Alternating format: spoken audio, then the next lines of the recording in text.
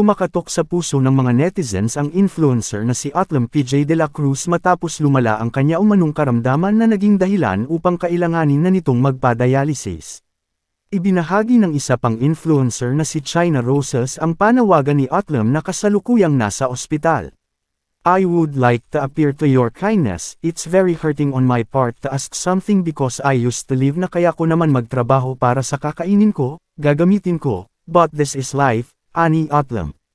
Hindi natin masasabi ang bukas, bigla na lamang ako nagkaganito, dagdag pa niya. Ayon sa ulat ay mayroong leptospirosis ang influencer at naapektuhan na ang katawan nito kaya't kailangan na niyang sumailalim sa matinding gamutan. Bukas pa po ang dialysis niya. PLS pray for him, gusto pa niya makasama ang dalawang anak niya. At sa mga gusto magbigay ng tulong sa kanya PM nyo lang ako o ang kanyang bagong Facebook, sabi ni Roses sa kanyang post. Sobrang hirap po pag nagdadialysis na. It's either mabuhay ka o mamatay ka, kasi baka di kayanin ng katawan mo ang dialysis. Pag dialysis ibig sabihin malala na nangyari es dugo which is dun lang din naman tayo pinaka nabubuhay maliban sa puso at paghinga enten, dagdag pa niya. Ibinahagi din ni China na 4 na araw nang nasa ospital ang influencer.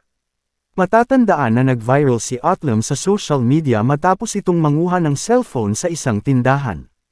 Ngunit imbis na bitikyusin ng mga netizens ay pinuri pa nila si Atlam dahil na rin sa kanyang mga nakakatuwang pahayag.